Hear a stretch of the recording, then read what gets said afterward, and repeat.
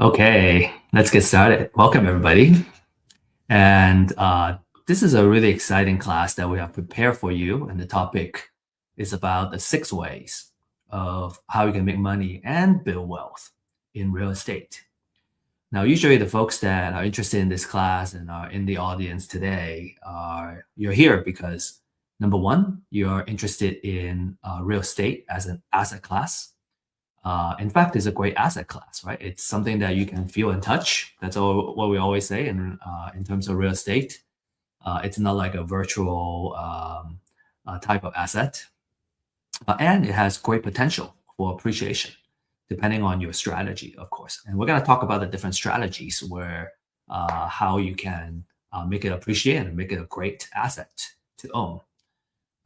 Now, real estate investment is also a great vehicle to grow and secure your financial future too. And that's what we're talking about in terms of wealth building.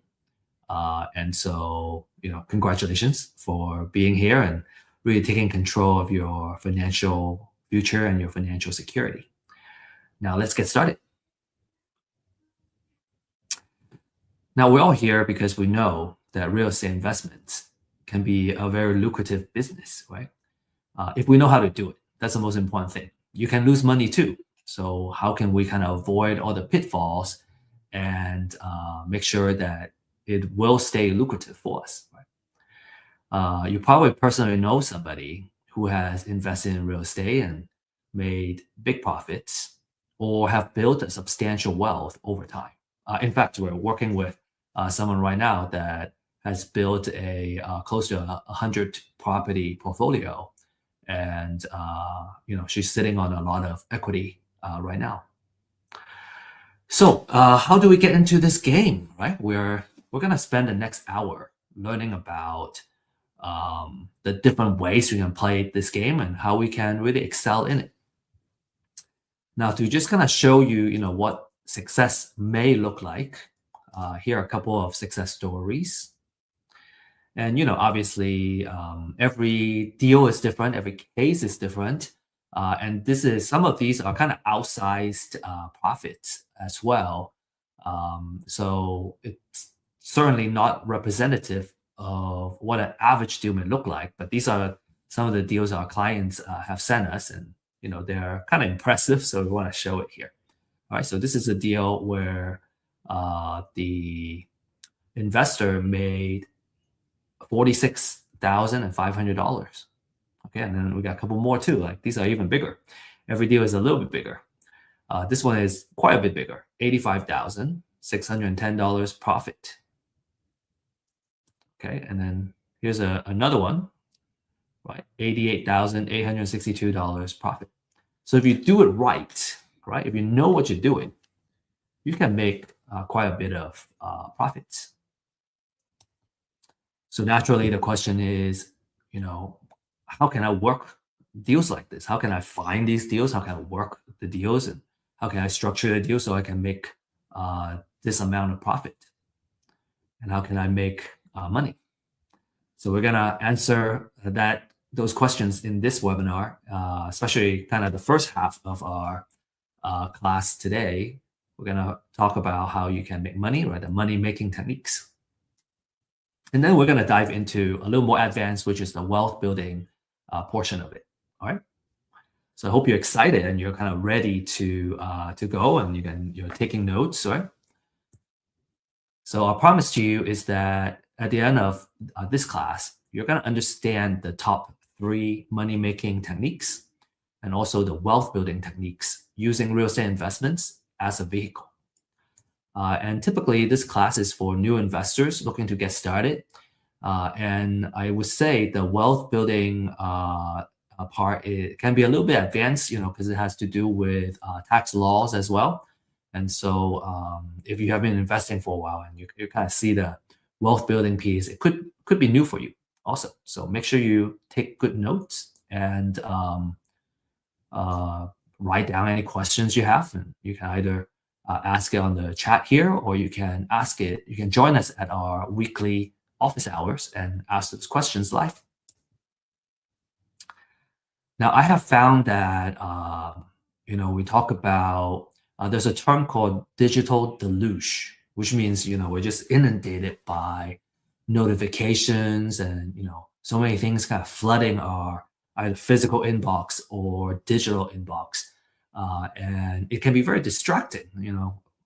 I have tried multitasking, and that is just not something that's very effective for me personally.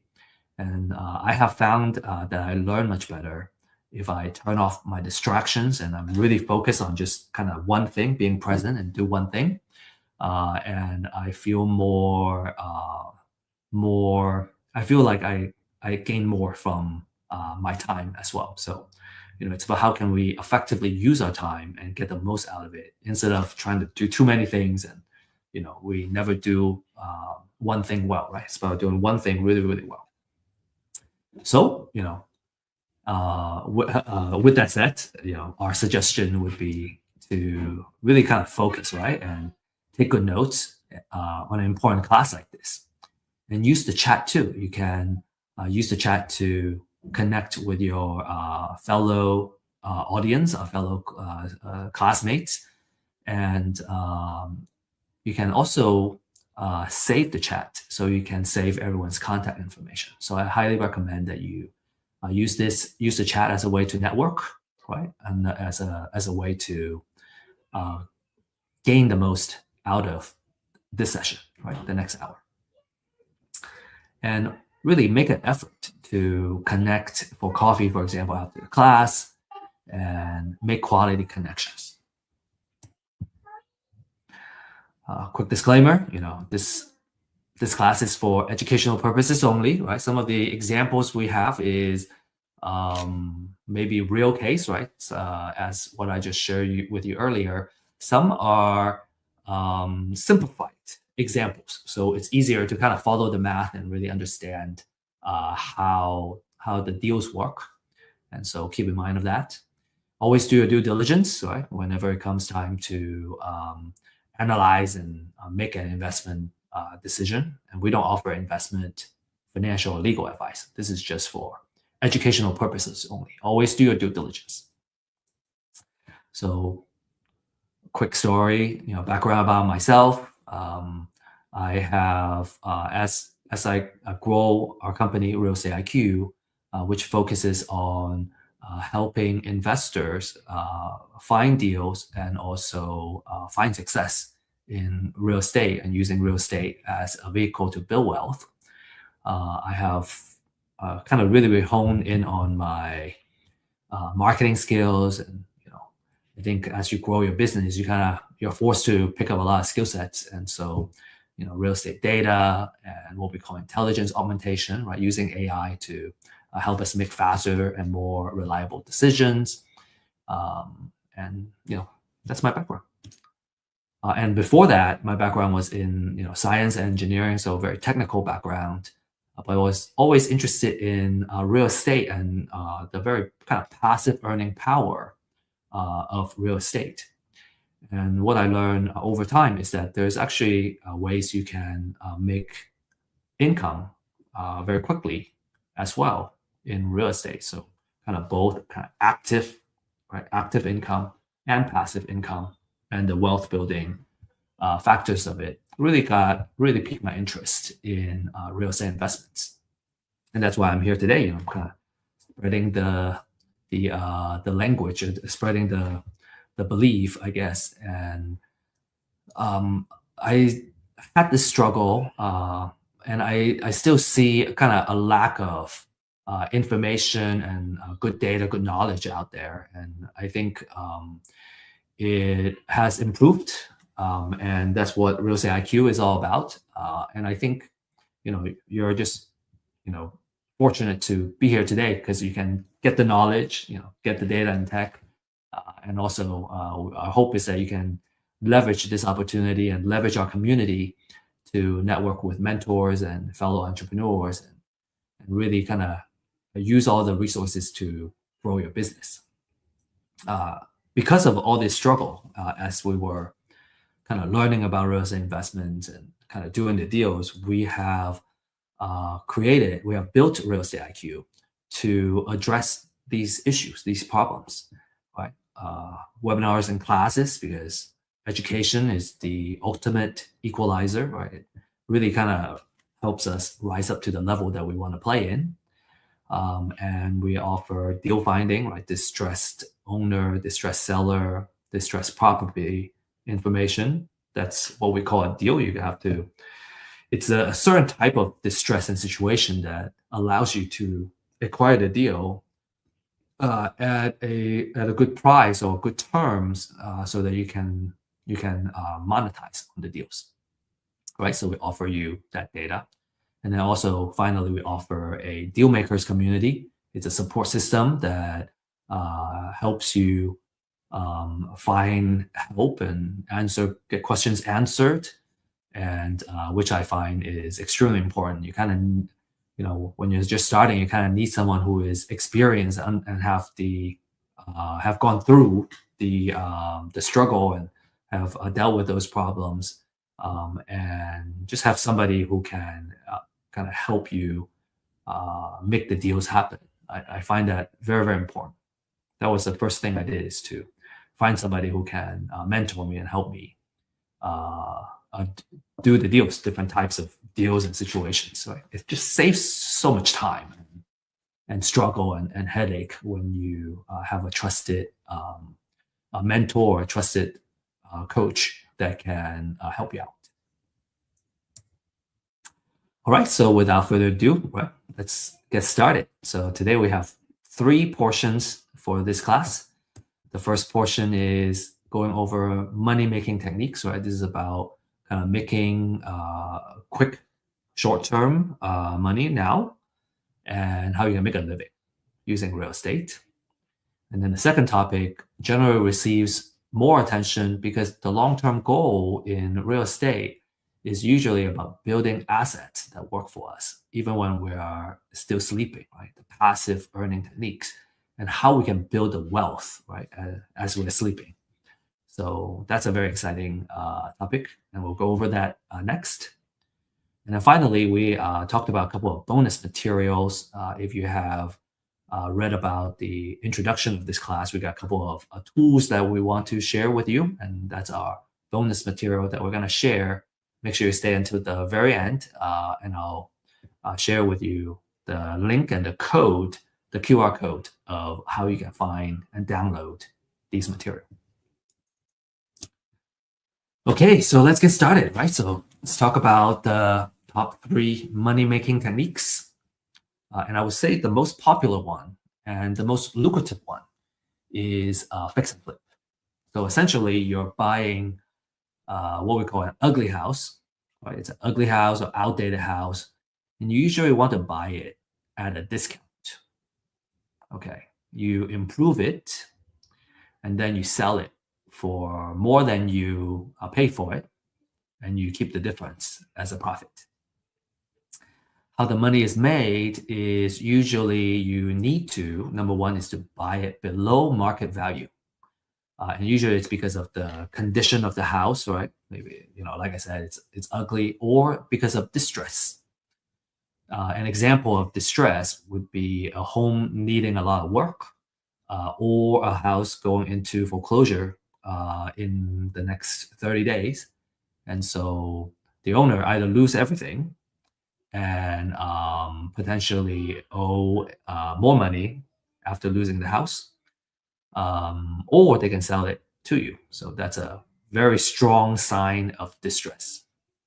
And then you add value through renovation. And you got to control the cost. You got to know, what you need to do to fix up the house to improve the property, and then you capture the what we call a spread, right? The sale price minus everything you put in the house, the purchase, the rehab, the financing cost, the closing cost, holding cost, everything, and then you get your net profit. And I'll have an example for you to kind of really visualize what the numbers may look like.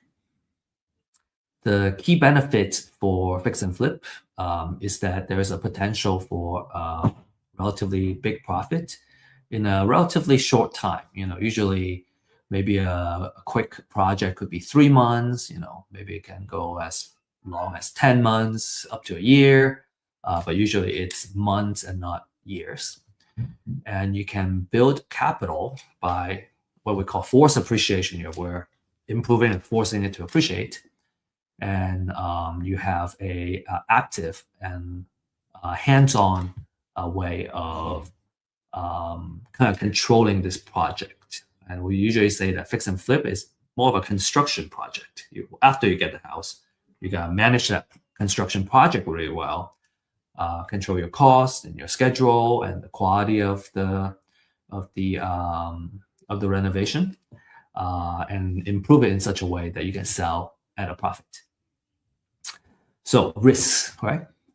Everything has risk. You're gonna do, even sitting around, there's a risk to it as well.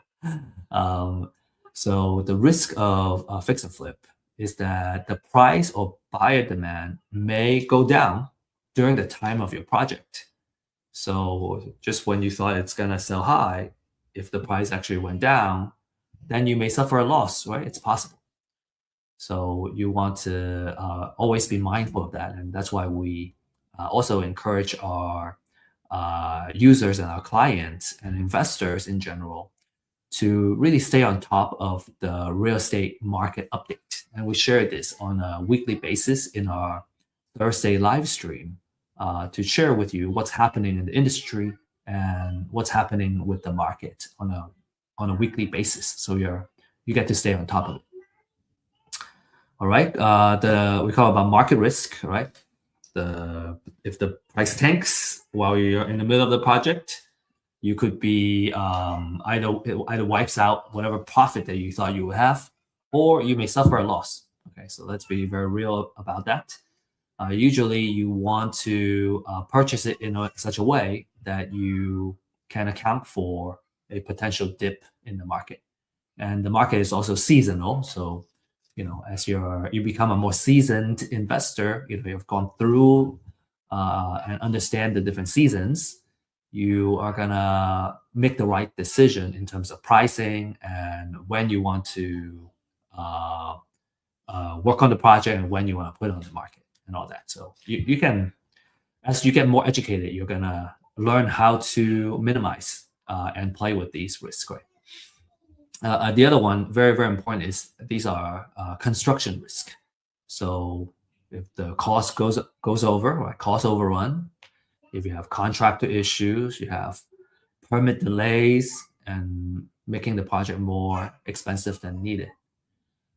We do have a fix and flip workshop that you can purchase and attend, and I highly recommend that before you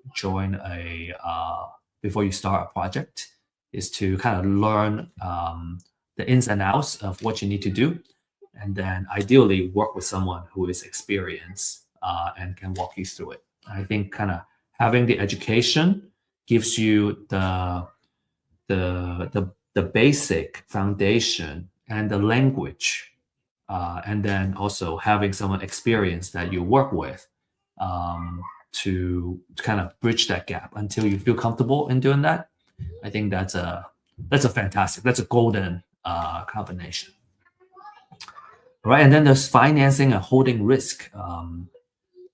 Usually when you do a short-term flip, you take out financing that has a higher interest rate, and if the schedule, right, if the construction goes over, actually we have a deal right now that has gone cost overrun and a schedule overrun right now that has increased the cost of the flip. The good thing was we were able to acquire the property with enough margin, right? And the discount was so big that we're still expecting to come out ahead. And so just something to kind of keep in mind. And again, there are things that you can do to minimize some of these risks. Okay. Let's talk about the 70% rule of thumb, right? This is one of the rule of thumbs that you should know. And as a demonstration for the rule of thumb, we have also prepared an example. So what the 70% rule of thumb is that everything you put in on the house, you should only be putting in up to 70% of the after repair value of the property. Okay, after repair value means what the house looks like and what the market value would be after you fully fix it up. So this is how we would use this rule of thumb. Okay, and once you get good at it, you can probably do it in your head. So number one is we need to figure out what the after repair value is, and you do that by looking at the comparables in the area, right? All the neighboring houses that were recently sold. How much were they selling for? And based on that, you can come up with the value, and you multiply it by 70%. So in this example, let's say the after repair value is $500,000. You take 70%, that's 350,000. And then we will subtract the repair budget. Okay, so subtracting that means the offer that I would make is $280,000. That's our distress offer. Also, you may also hear it as learn it as maximum allowable offer. Maximum allowable offer. Okay. The glossary is going to contain all these terms. Now, if we kind of go back into here, right? So just kind of adding all the numbers up, how does it work? So if I purchase it at 280, then I put $70,000 in, and then that means everything I put in is 350,000, which means there is $150,000 or 30% of the spread, right? That's a margin, that a profit that I can make. All the additional cost of the project, is gonna be accounted for in that 30%. And if there's any kind of margin of error, it's gonna be part of that 30%. So usually that 70% rule makes sure that in most cases there is enough margin built in that you're not gonna end up losing money on the deal.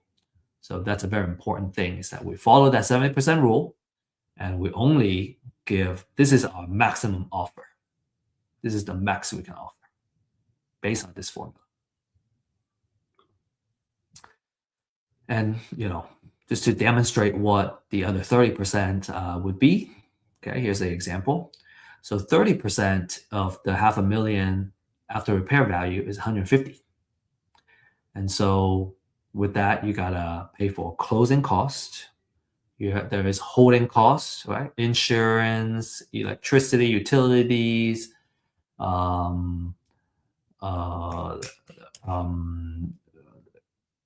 I think that's probably the majority of it. Let me see. Utilities, you got home insurance, right? And if it requires landscaping to maintain the house or whatnot, right? Those are all part of the holding cost. And then you have the financial cost. Okay, financial cost means if I take out a hard money or private money loan, these are usually short-term, high-interest loans.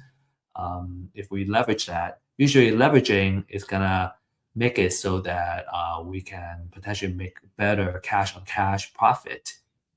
And so some people may decide to use their own funds, but in this case, in real estate investments, people usually leverage a short-term loan, high-interest kind of lender to help with the purchase and the rehab of the property. And as a result, you got incurred this financial cost. There are origination fees and interest that you got to pay for financial costs. Now, as you can see, even if you account for that, you are subtracting all of those costs, you can still make, in this case, $90,000 of profit. That's still a really nice sized profit, considering that you just need to find a deal, right? You get financing. You probably need a little bit of capital and liquidity in your bank account in order to qualify for the short-term high-interest loan. Lenders usually want to see that you have liquidity in your bank, even if they are funding 100% of the deal. So typically, you're going to need a little bit of capital to play the fix and flip game. What else? In the fix and flip business, you are in the construction. business, right? You're managing this project, you're managing contractors, you're managing the budget, you're managing the schedule, what needs to be done to fix up all that. So cost overruns and project delays can eat into your profit. Okay. If you have any questions on fix and flip, any comments, we'd love to see it. Okay, next is wholesaling. Okay, so wholesaling, we're kind of going down to the, in terms of the amount of capital that you need or liquidity that you need in your bank account. Fix and flip is going to require the most. Wholesale is going to require less. And then the third method is going to require the least. So in terms of wholesale, what you do is that you find a distressed seller, right? And you secure the property under contract. Okay, so it's a signed contract. Usually it will need to be below what an investor is willing to pay for it.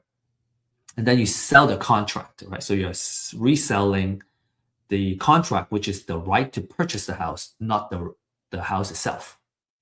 So you sell the contract to another investor and you can make a fee out of that. So usually the time frame for wholesale is much less, right? A fix and flip is a several month kind of project. A wholesale deal is just 1 or 2 months, right? 3 months or so to monetize. Okay. Your profit is the assignment or wholesale fee, and it's commonly a couple $1,000s, about 5 to 10% of the property price. Of course, it depends on the deal size as well. So the key benefit for wholesale is that it requires a low capital entry. All right, you can get started with very little money. You just need to pay for the marketing. All right, usually what you need is a list of distressed sellers or distressed properties that you can do outreach to, and then you got also pay for the marketing. You should have a marketing budget, right, as a wholesaling business. And you also need some earnest money to put the house under contract as well. There is no rehab or long holding period like fix and flip, so you avoid the construction and the kind of time risk.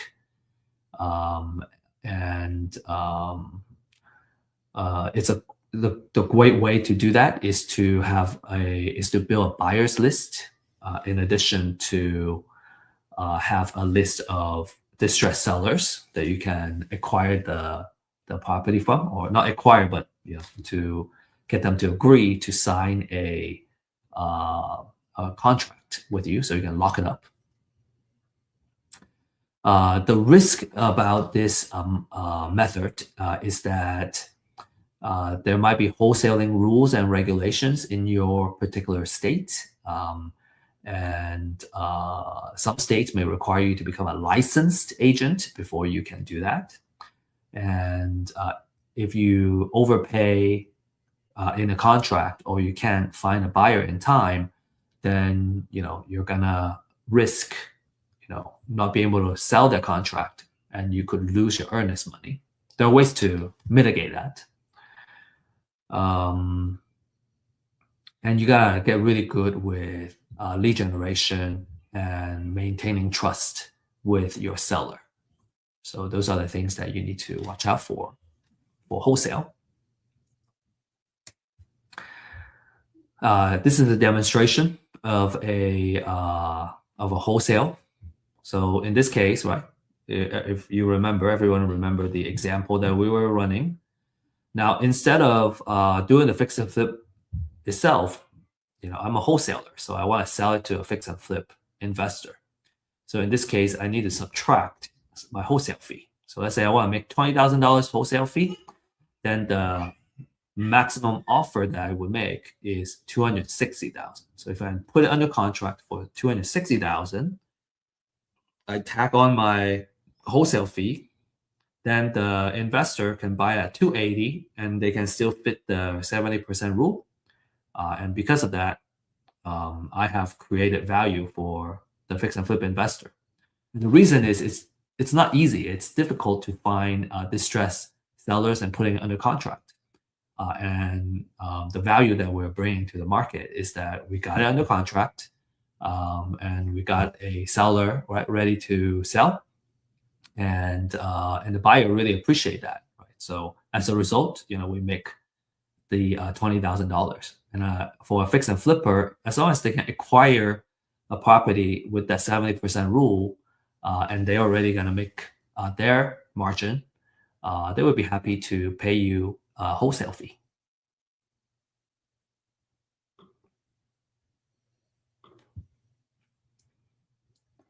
Cool. The third technique is called bird dogging. And as a bird dog, your job is a lot easier. Okay, you just need to look for motivated sellers or distressed or undervalued property. So you could be kind of driving around and you can see a house that's abandoned. And what you would do is you want to figure out who the seller is and get a hold of the seller. In that case, if it's a abandoned house, and the owner, you can reach the owner. Usually, they will want to sell if you can help them to sell the house, and then you don't need to put it under contract. You just need to get the information, pass it on to either an investor or wholesaler that can put it under contract for you. So how you can get paid as a bird dog is you would either kind of get paid a flat fee for every deal that's closed, right? That's called finder's fee. Typically, you can probably make at least $500 at least per deal. If the deal size is bigger, you can get it. You can get a bigger finder's fee usually, and so typically it's a flat fee. I see a lot of flat fees, $500 to $2,000, up to $2,000 per deal, and or a percentage of the profit. You can negotiate like something like that with the investor. Usually it would need to be like a fix and flip deal that they can exit. So payment usually happens at closing or right after closing, when the investor finishes when the whole transaction is done, and usually as a bird dog, it's recommended that you request to get paid at closing. It's the easiest. So in this case, you want to make sure you make an agreement with an investor that when you bring them the deal and they close it, they're gonna get you paid. So the difference between bird dogging and wholesaling, right? So what's the difference? For bird dogs, they don't get the property under contract. The wholesaler would get it under contract. And a bird dog would simply find the lead and refer the lead to someone who closes it. So it makes it a lot easier, right? So your job is just to find it, right?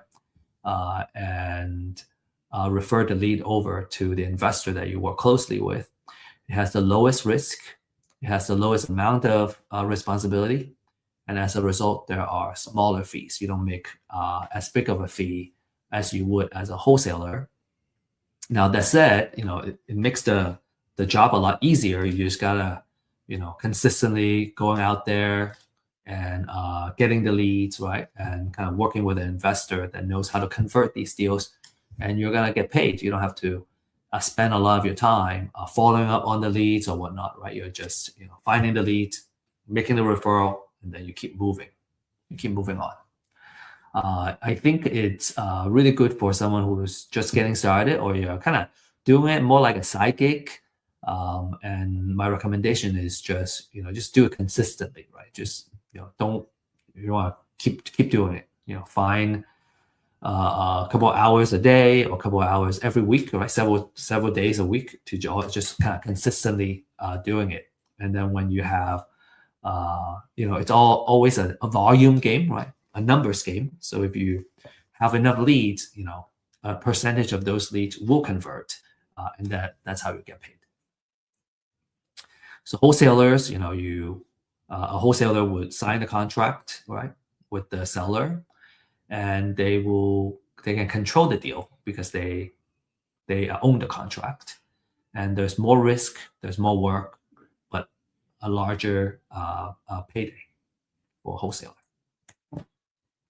Cool. So as a mini recap for this first segment, fix and flip, you're gonna have a biggest payday out of these top three techniques.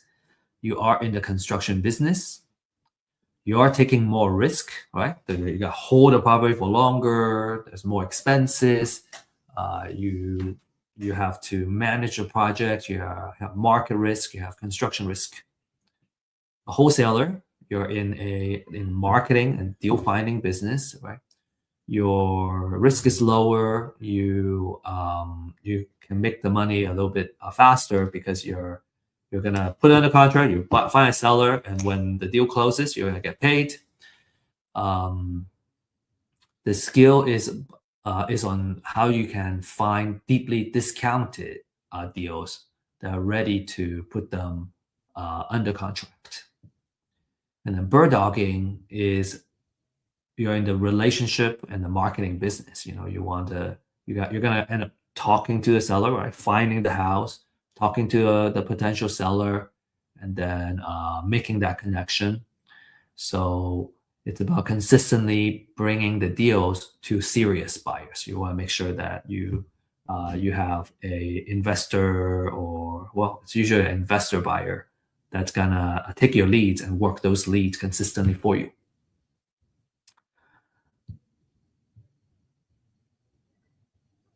Okay, so that's our kind of money-making techniques, right? Short-term, relatively money, and then you either get a big chunk of payday after a project, the length of a project, or a little bit shorter time frame. You don't make as much, you still make some money, and then for bird dog, you make kind of a side hustle kind of money, and you can kind of learn the game. Some people are just satisfied, people go, well, I can start bird dogging, just kind of learn it and make a little bit of money. And then as I get better and better at it, I can start moving up the food chain and, start flipping and doing bigger projects. Cool. Now, usually when we see this, right, we see kind of, like I said, a progression of the roles. First you do bird dog because you have kind of like the lowest amount of risk. You don't need a lot of money to get started, and then you kind of move up to wholesaling. You can make a little more money, and then as you accumulate more of that capital, you can start doing fix and flip projects. And then this is kind of lead into our next segment is when you're starting to do fix and flip, you can start getting a big chunk of capital. So what are you gonna do? You're gonna just spend it? Well, no. Usually you invest it, right? You either invest it in other asset classes, or you can invest it in real estate as an asset class in the form of a rental property. And that's kind of what we're gonna talk about as one of our wealth building techniques. Cool. We're going to talk about the 3 wealth building techniques. Okay, so the first step is buy and hold.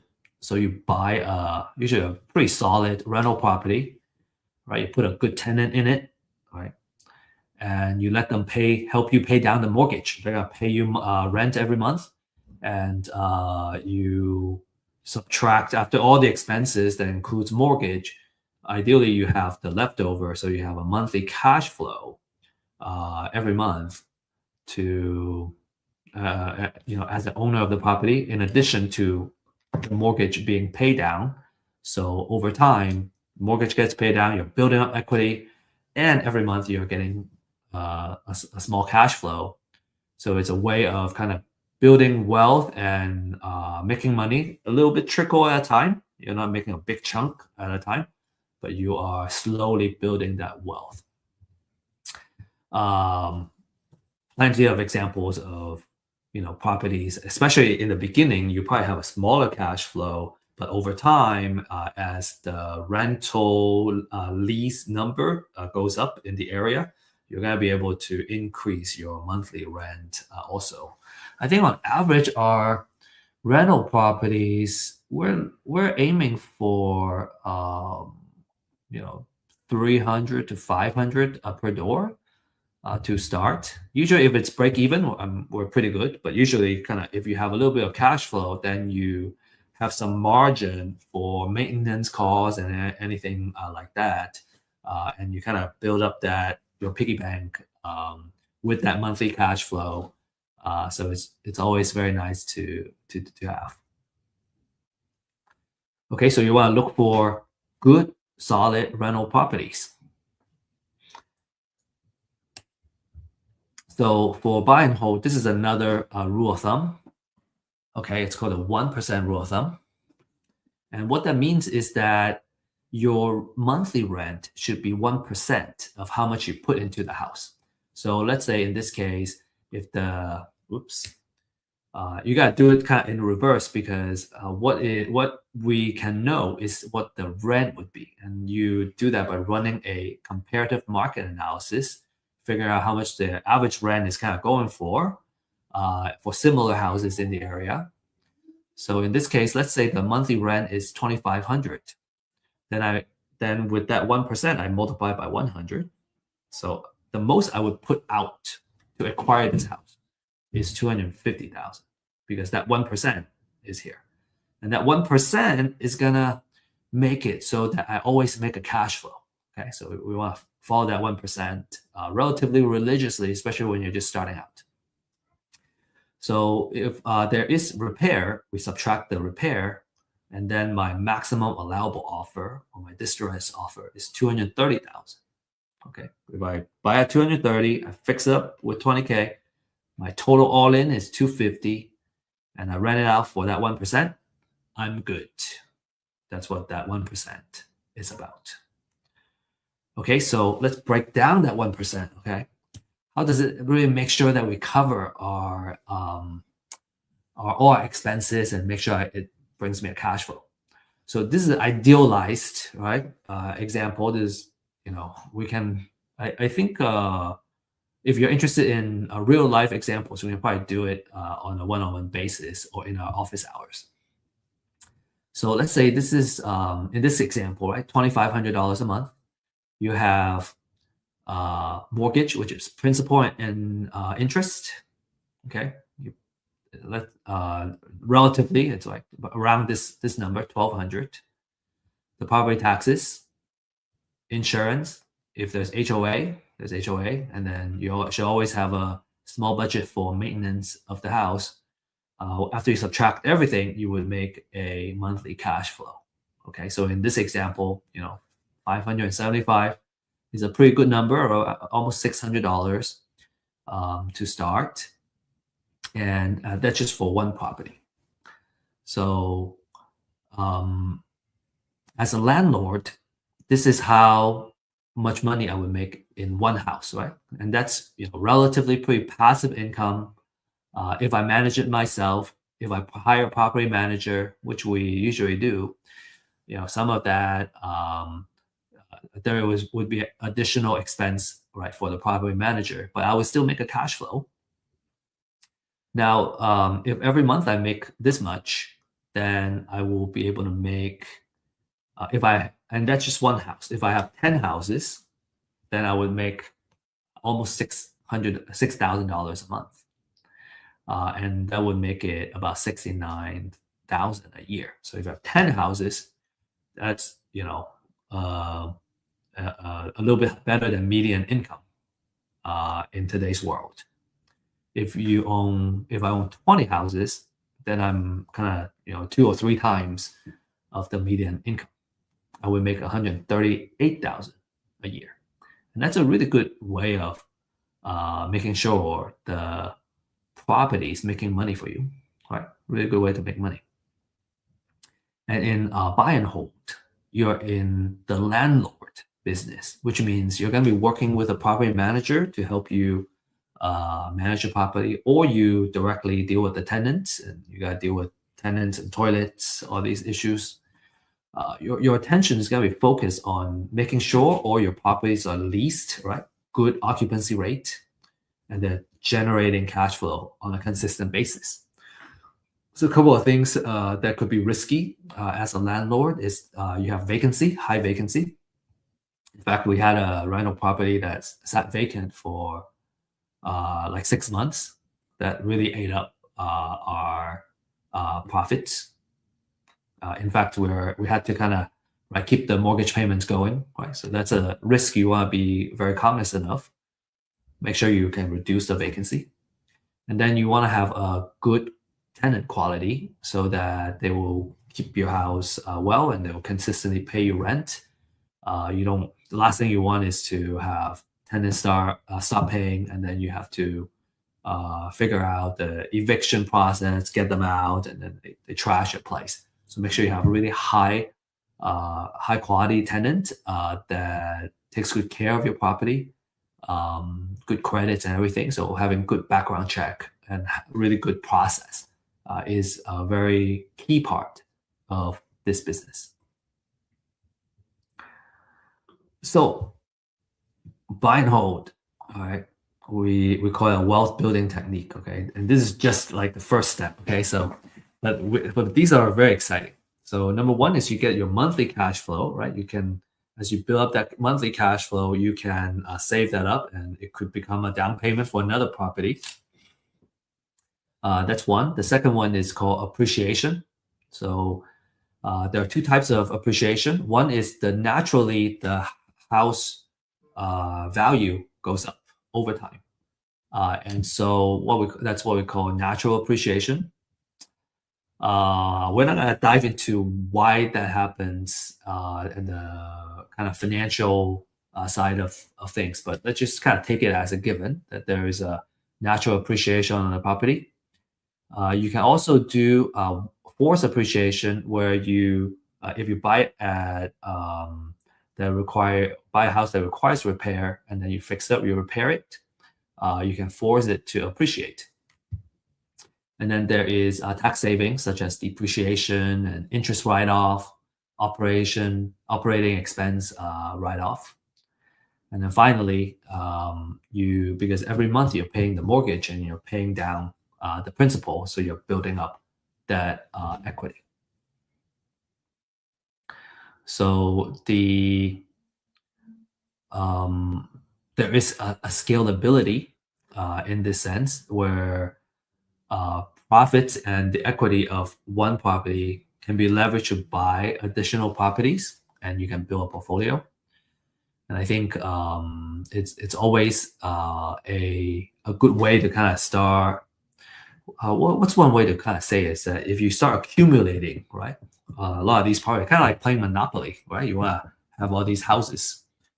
You can collect more rent, and then when you have multiple houses, then you can start going, well, okay, should I want to keep buying more houses, or should I want to change all of these houses into a hotel, right? Into a kind of bigger type of maybe a commercial property or whatnot. So this is kind of the way to do it. So there is relatively stability in buy and hold because you're less dependent on the short-term market swing, as opposed to flipping, and then you can always kind of ride out the downturns as long as the property continue to cash flow with a tenant in it.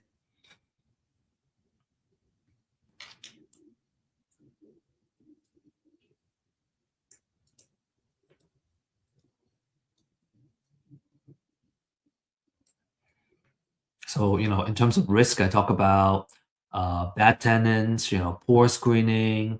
I talk about vacancy can hurt your cash flow, and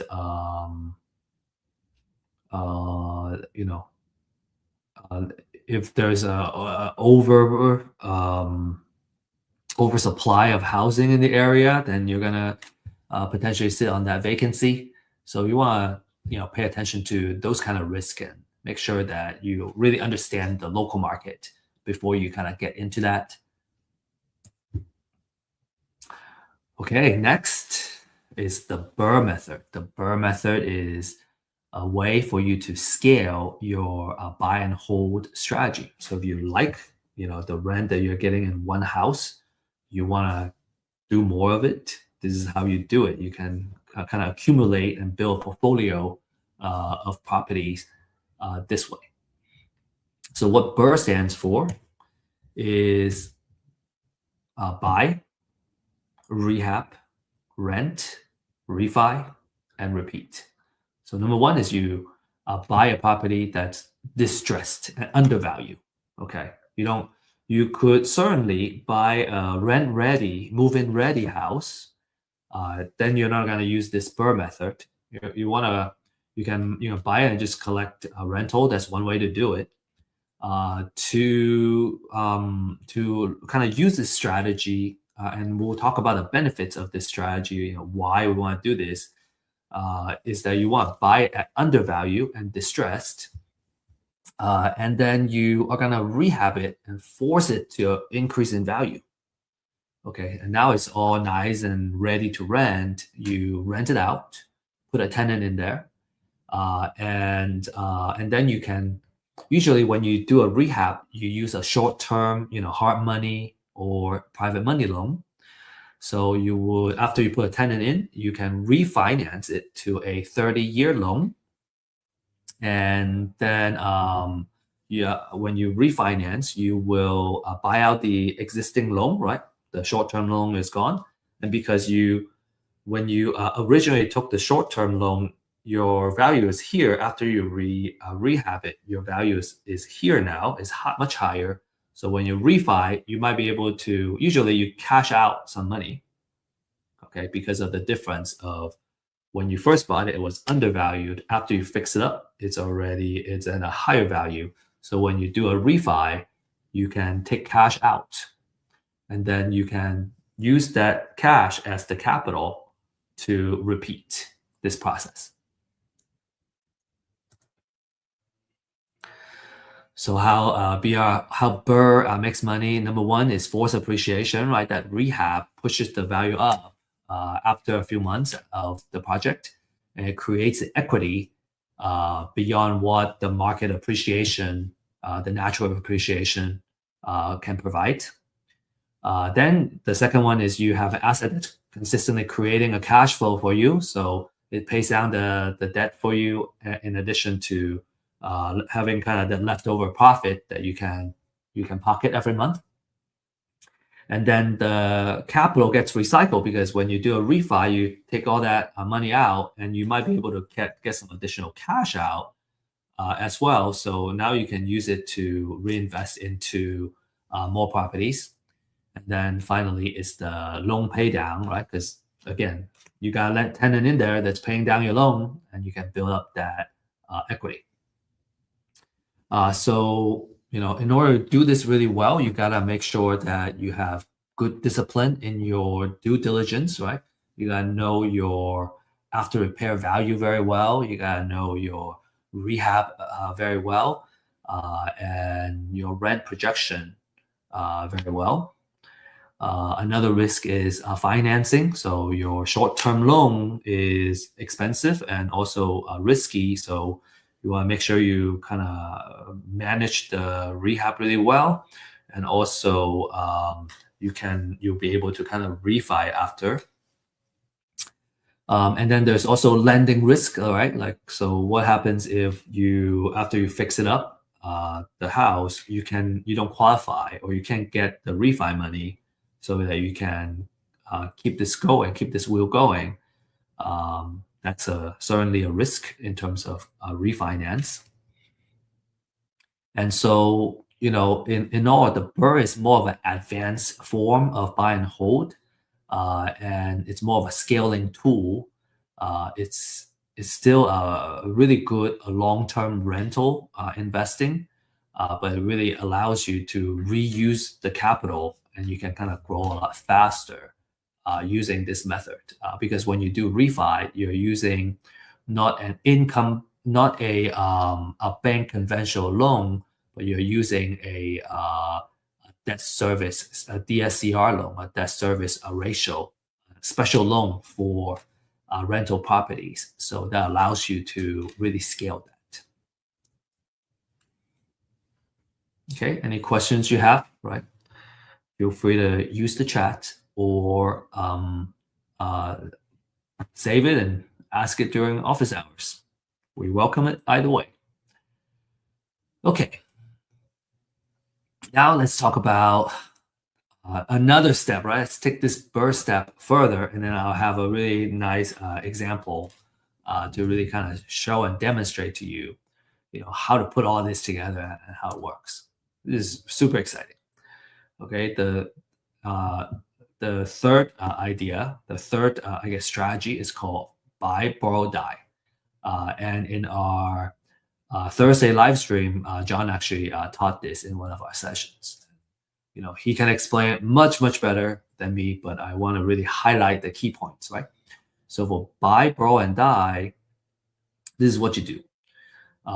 You can do it in any kind of asset, right? But here we're talking about real estate as the asset. So if we use real estate as the asset for a long-term wealth and tax planning strategy, is you grow a portfolio of appreciating rental properties. You can borrow against the equity as the value goes up. You borrow against the equity. And then you let your heirs inherit those properties. And when they inherit the property, right, instead of selling, if you sell it, the taxes you gotta pay is based on how much you originally spent on it. But when your heir inherits it, they're gonna inherit it with at the value that it is today when they inherit the property. And so it's what we call step-up basis in terms of tax.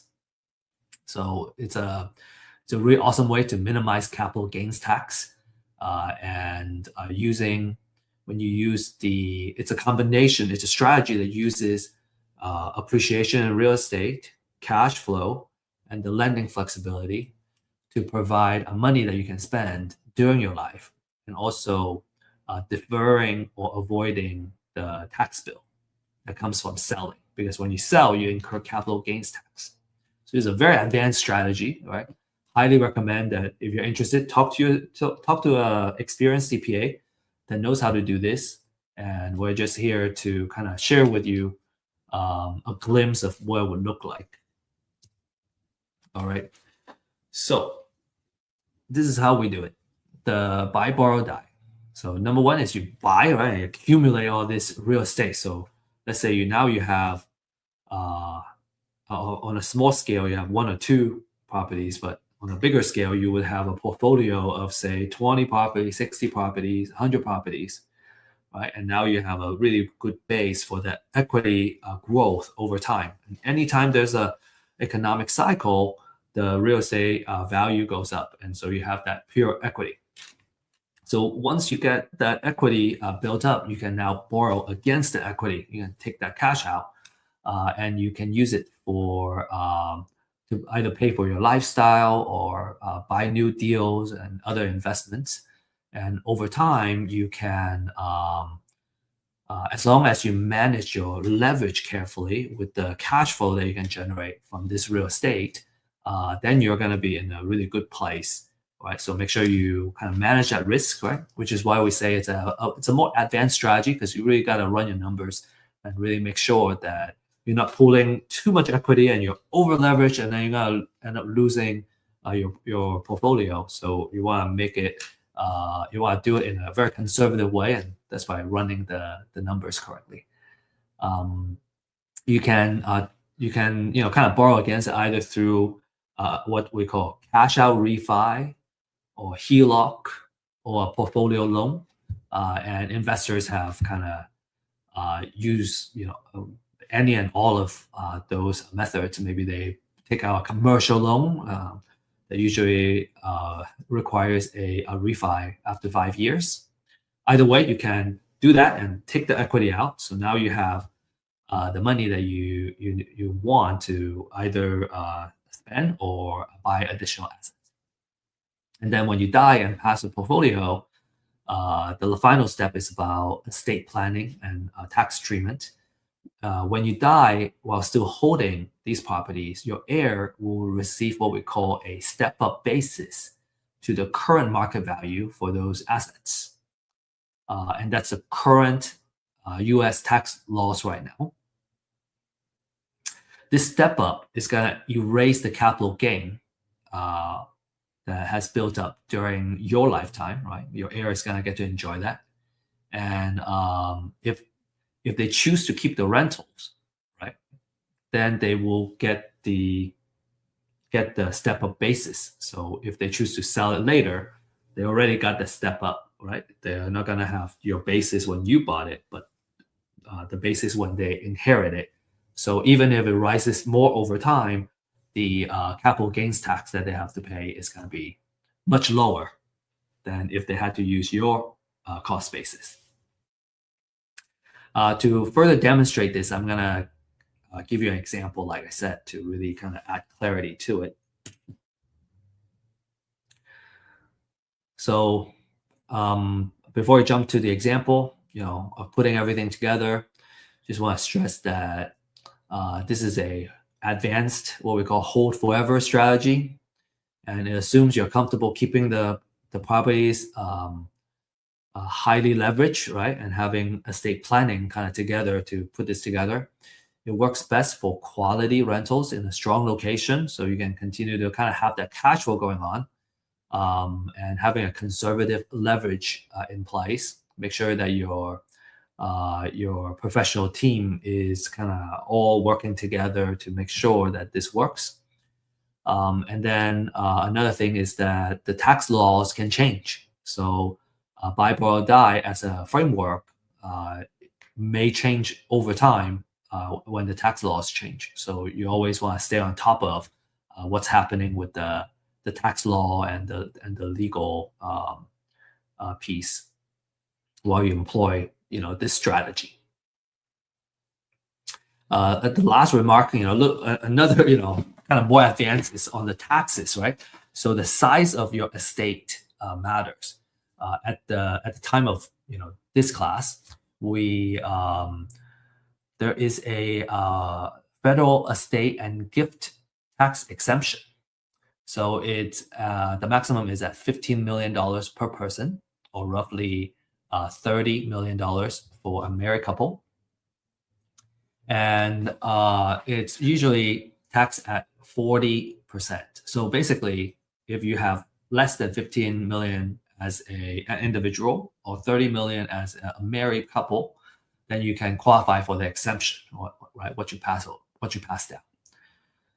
And then another thing is that each state can have their own estate tax. So, again, always kind of make sure you understand the state tax laws in addition to the federal tax law when you get this done, right? Make sure you have that estate planning in place before you really kind of dive into this. But what I wanted to really demonstrate to you, with all these caveats, is that if you do it right, this is a very exciting strategy because you can pass down a lot of your wealth to your next generation without having to worry about the taxes, right? They get to, this is how we can build generational wealth. Okay, so to really fully demonstrate this, so let's take the next 5 minutes or so going over these next few slides. Okay, really demonstrate this. Okay, so phase one. Okay, I'm gonna buy a property at 80,000, and I'm buying at a really awesome discount because the after repair value is it's worth 200,000. So now this is because I have to rehab the property, right? I really have to do a lot of work, put $80,000 in. So my total cost basis is 130,000 when I first put it in. So my cost basis is 130. I borrow all of this with a hard money, 11%, say. But I got it done, and then I have built an equity of 70,000, right? So that's the difference between how much it's worth now and how much I put into it. I have $70,000 of equity. Okay. So that's the rehab kind of phase, right? Purchase and rehab.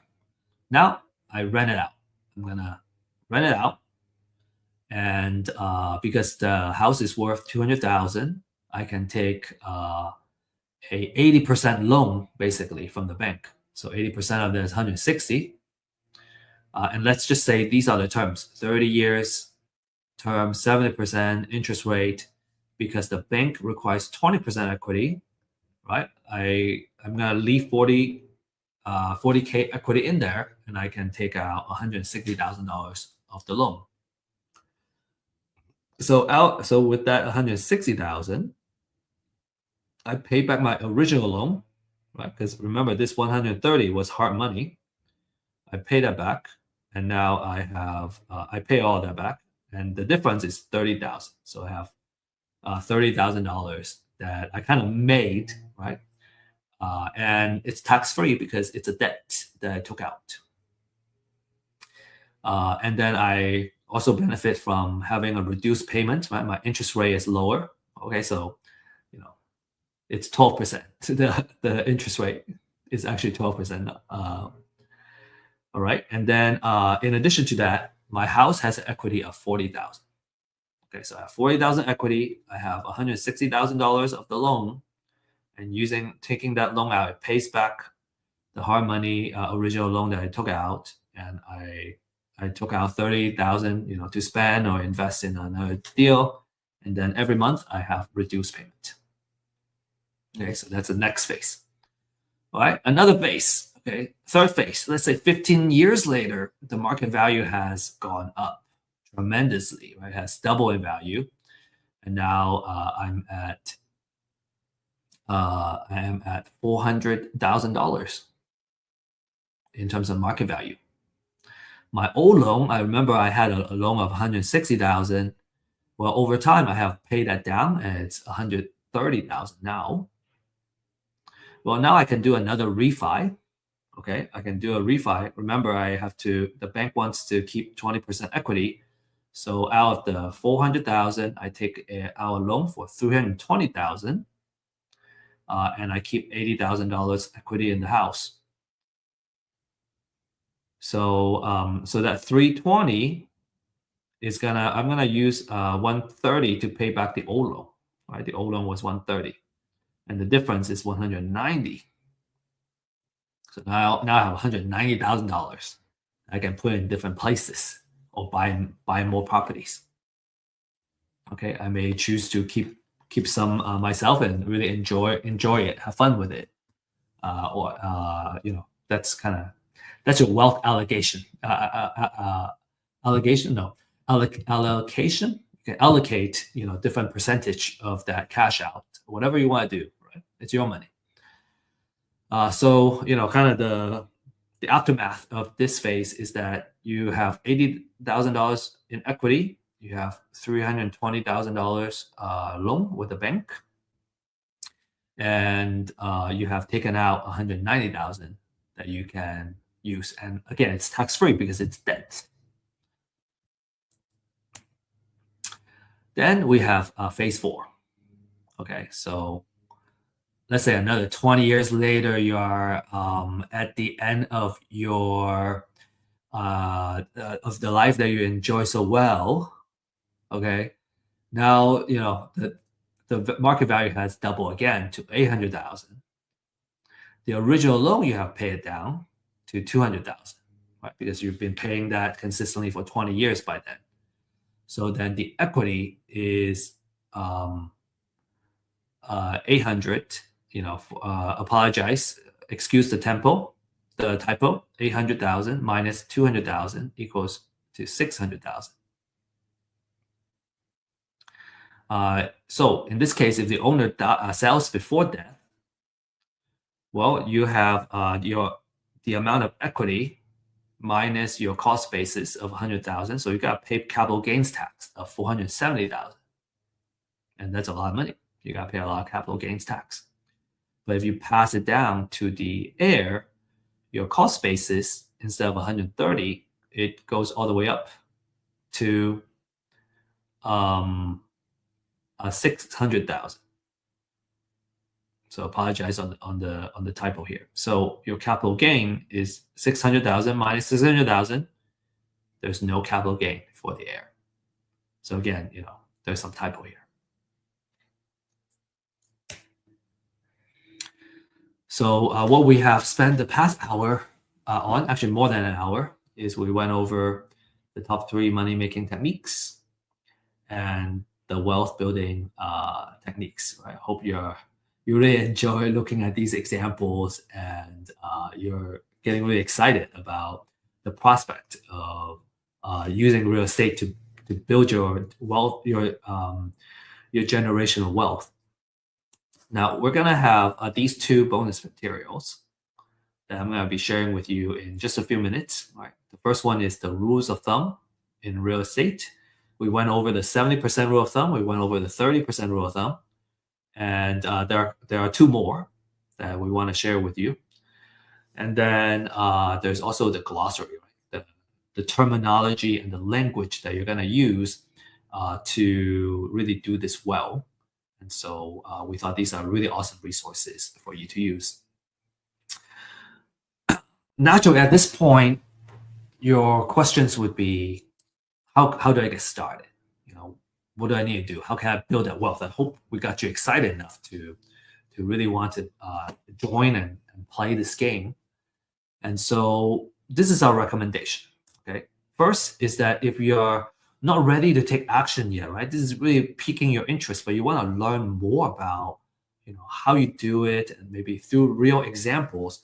Well, this is where we really share a live update of the leads, right? The distressed seller leads that we work on, the deals we have acquired and we're improving, and we're in the middle of building a portfolio right now.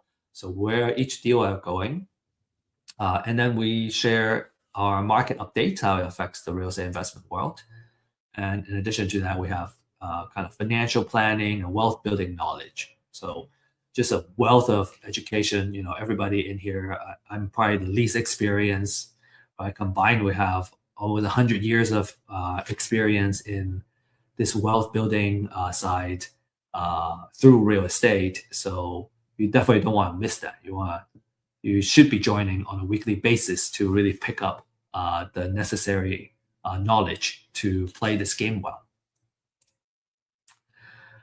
If you are ready to take action, then you want to, number one, right? As you remember, everything starts from buying a house at a discount. So you want to get a distressed sellers list. The more research, the better. This is our current offering for our distressed sellers list. If you scan that QR code, you can learn more and schedule a demonstration of what that looks like and what it takes to kind of get started. Next, you need to find a mentor or a coach. We highly recommend having someone that you can work with that would drastically increase the likelihood that you'll be succeeding in this game. And in fact, we have a deal accelerator program that's designed to help you do tons of deals, right? Do your first deal first, and then kind of start accelerating from there. So the QR code is specifically for that. Here are all the success stories that we have from our clients. Jordan, 2 deals, 60,000. Salvador, first deal, 30,000. Ismail, 80,000. And so if you want to, kind of join that exclusive club of successful clients, you can scan this QR code and schedule a one-on-one consultation. Let's see if this is something that that you need in your life, and let's see how our solution can help you reach your wealth building and money making goals. And as promised, I got a QR code here for you. You just need to scan that, and it's going to ask you to enter your email address. Just fill that out, and it's probably going to take you 2 seconds to fill that out, and you'll be able to download these 2 bonus gifts. And with that said, our time is up. Thank you for joining us.